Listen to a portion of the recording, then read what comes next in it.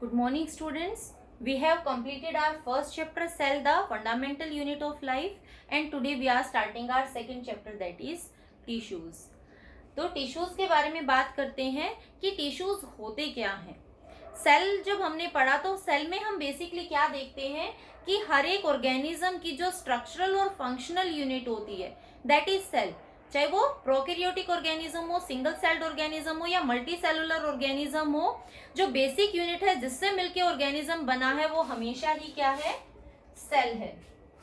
Now जो single cellular organisms है जिनमें सिर्फ एक ही सेल प्रेजेंट है, वहां पर टिश्यूज नहीं बनते हैं.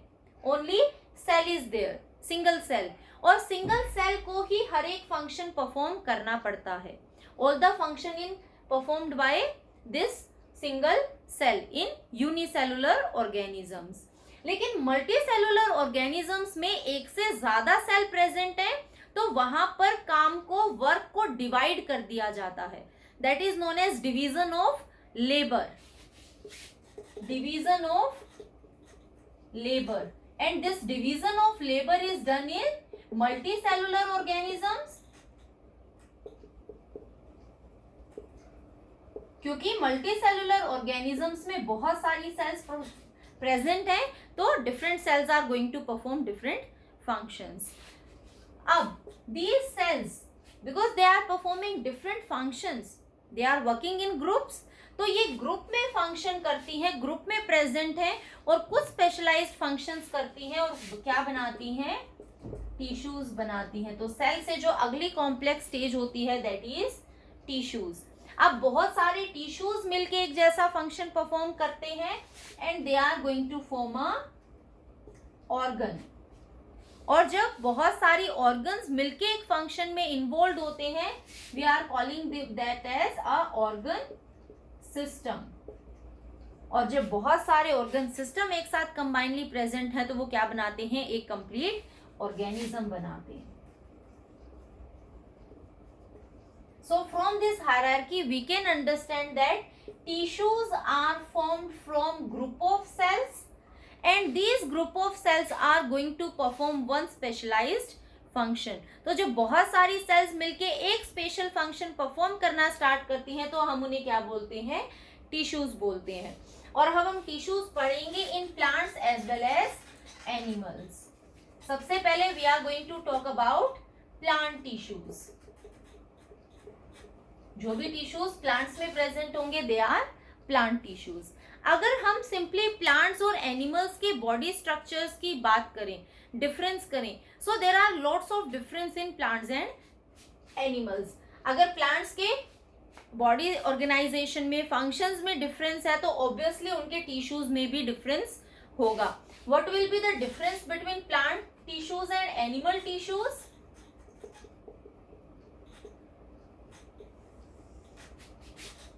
एनिमल टिश्यूज,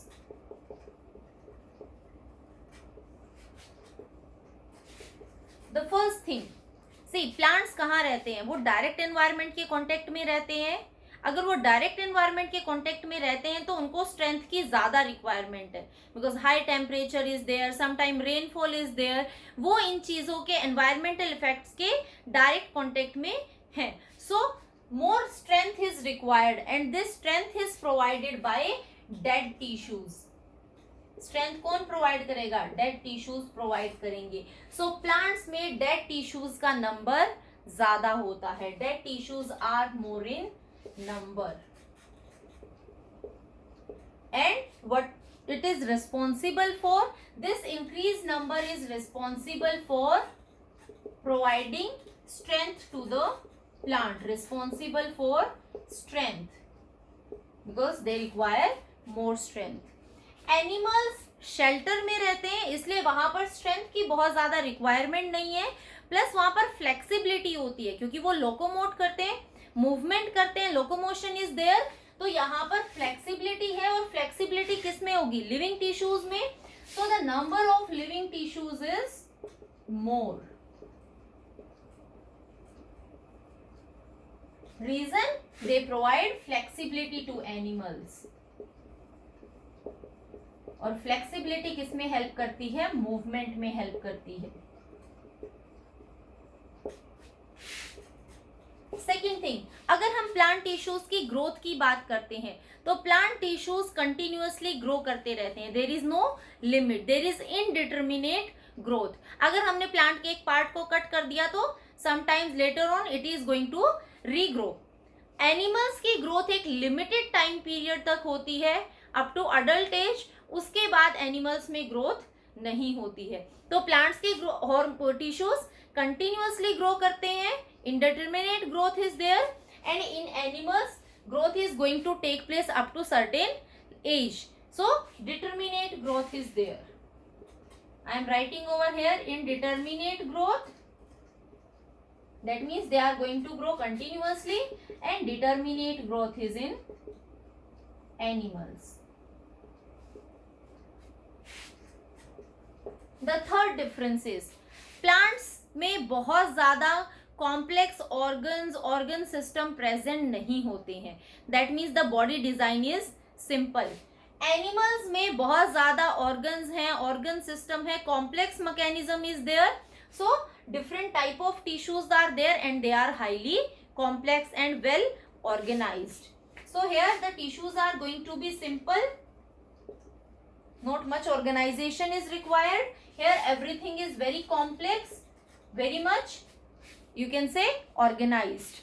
Another thing, अगर प्लांट्स में बहुत ज्यादा ऑर्गन सिस्टम्स और मैकेनिज्म्स काम नहीं करते हैं, दैट मीन्स उनके जो टिश्यूज हैं उनकी एनर्जी रिक्वायरमेंट भी कम होगी. जितना ज्यादा काम होगा एनर्जी रिक्वायरमेंट उतनी ही ज्यादा होगी, जितना कम काम होगा एनर्जी रिक्वायरमेंट उतनी ही कम होगी. So these are going to require less energy.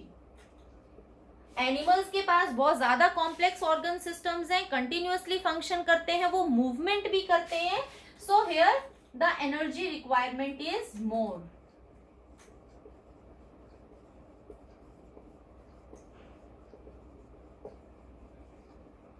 So this is the difference between animal tissues and plant tissues.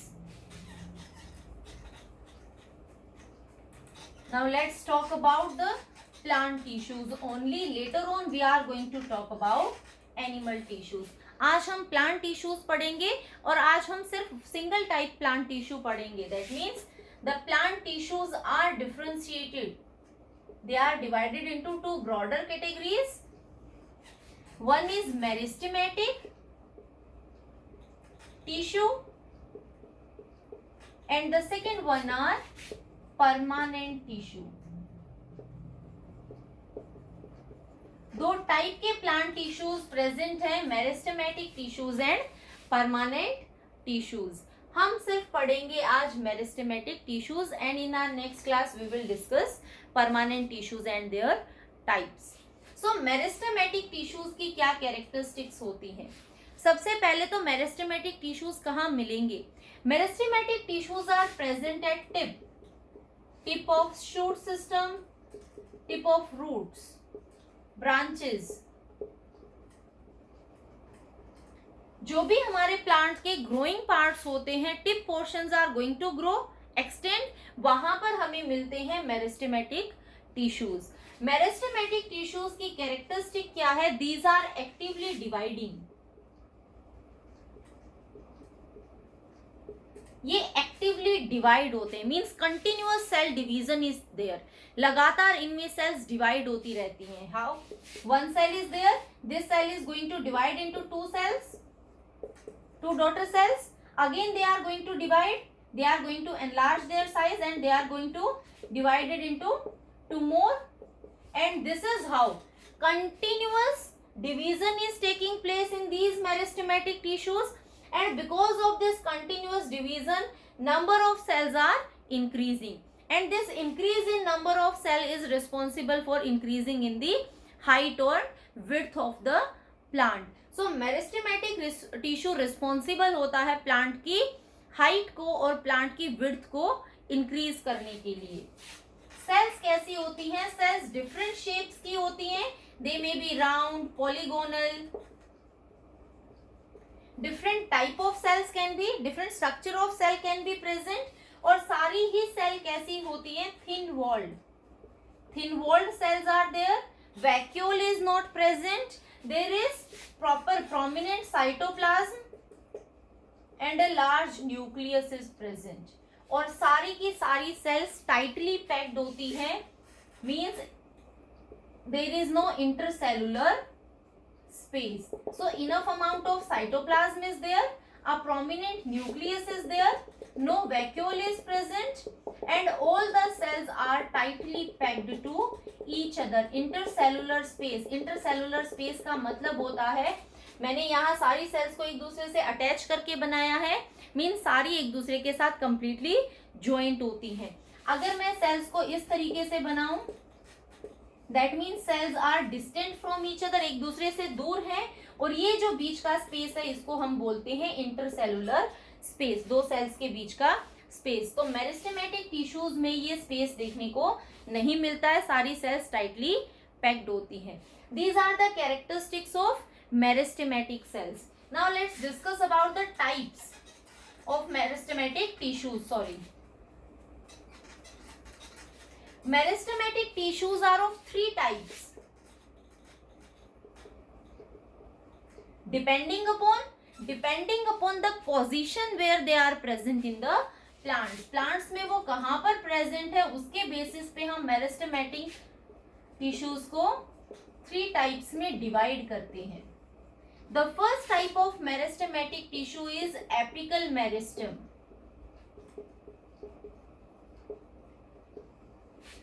Apical meristem का मतलब है वो मेरिस्टेमेटिक टिश्यूज जो प्लांट की एपेक्स पे प्रेजेंट है, और यू कैन से प्लांट के टॉप पे प्रेजेंट होता है.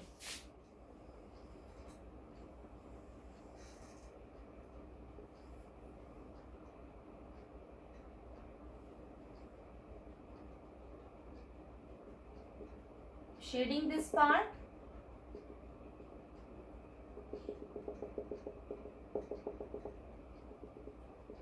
These are the regions where meristematic tissues are going to be present. We will discuss each of them. This is the apex part, the tip part, and apical meristem is going to be present over here. कहाँ present होती है? Plant के apex पे present होती है. Plants के apex पे present है और continuously it is dividing, means number of cells are increasing and because of this the height of the plant, or you can say growth of the plant, is increasing in vertical direction. Simply means apical meristem is responsible for increasing in the height of the plant. किस लिए responsible है? Plant की height को increase करने के लिए responsible है, because it is adding new sales in this direction. Second जो प्रेजेंट होती है that is intercalary meristem. Intercalary meristem कहाँ प्रेजेंट होती है? First understand nodes and internodes. Plant के जो ये पोर्शंस होते हैं जहां पर मैंने एक ब्रांच दिखाई है, that portion is known as node. This is a node, this is another node. जब आप प्लांट्स को देखते हो you will see कहीं से ब्रांचेस अराइज होती हैं, या कई बार फ्लावर्स अराइज होते हैं, लीव्स अराइज होते हैं. that portion is known as node. जिस पोर्शन से ब्रांचेस अराइज होते हैं उस पोर्शन को हम नोड बोलते हैं.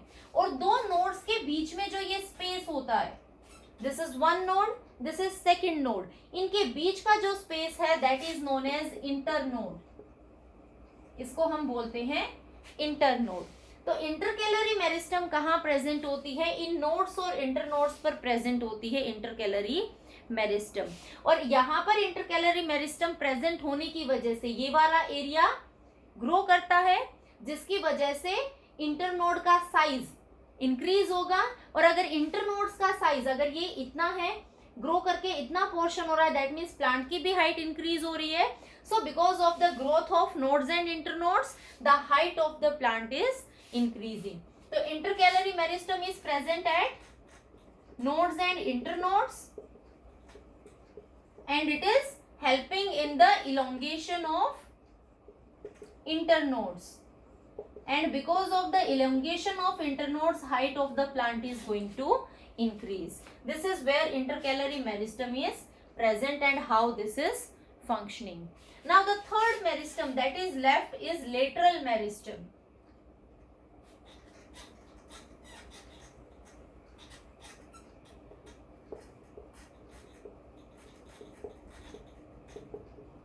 lateral meristem is present at lateral positions. These are lateral meristem. अब तक हमने जो दो मेरिस्टम की बात करी वो प्लांट की हाइट को इंक्रीज करने के लिए रिस्पॉन्सिबल था. जो थर्ड टाइप ऑफ मेरिस्टम है lateral meristem, that is increasing the girth और थिकनेस ऑफ द प्लांट, और you can say diameter. Means these were responsible for increase in the height of the plant in this direction, and this will be responsible for increasing the thickness of the plants in this direction. Means the cells that are going to form, the new cells are going to add on like this way, और यहाँ पर जितनी ज्यादा sales इस तरीके से add होंगी plant की थिकनेस उतनी ही ज्यादा रिस्पॉन्सिबल होगी. आगे हम बहुत सारे कैम्बियम पढ़ने वाले हैं, vascular cambium, fork cambium, and this thickness is going to lead to the formation of cork cambium, vascular cambium. We will discuss later on about these type of cambiums. So lateral meristem बीच में present है, इस direction में sales की division को promote करता है, plus it is helping in the increasing in the diameter और girth of the plant. These are the three type of meristematic tissues. Now if we talk about the function of all the meristematic tissue as a whole, means if someone asks you what is the function of meristematic tissues, so the functions will be meristematic tissues.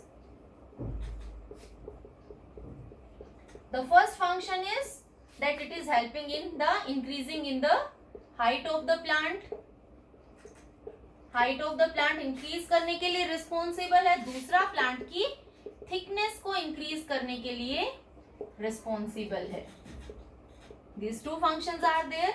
Third function is अगर plant में कोई भी cut होता है, कोई भी injury हो जाती है, तो वहां पर सेल्स डिवाइड करके उस इंजरी को हील कर देते हैं. So it is helping in the healing of injury.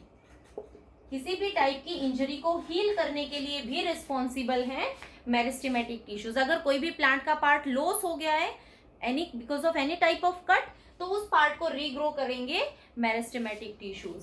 दूसरी चीज, मेरिस्टेमेटिक टिश्यूज कैसे होते हैं? डिजीज रेजिस्टेंट होते हैं, specially viral resistant. Viral diseases meristematic tissues को अफेक्ट नहीं करती हैं. दैट मीन्स ये हमारे प्लांट को वायरल रेजिस्टेंट बनाता है, और यू कैन से वायरस रेजिस्टेंट.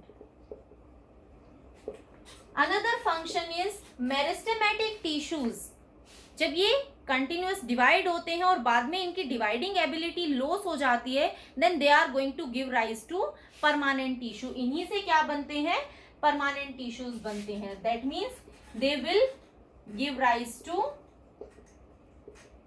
Permanent tissues.